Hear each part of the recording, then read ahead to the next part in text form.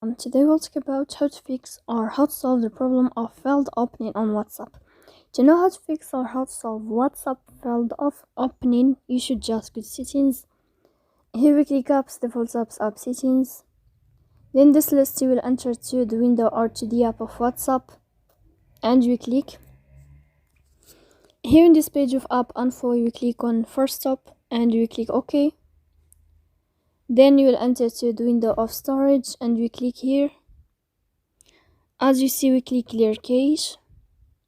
Don't click clear data because that can cause you errors in your app.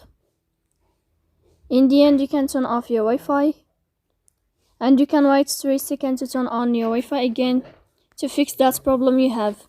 So please don't forget to support us by like and subscribe. See you next time in another video. And thank you for your attention and your watching.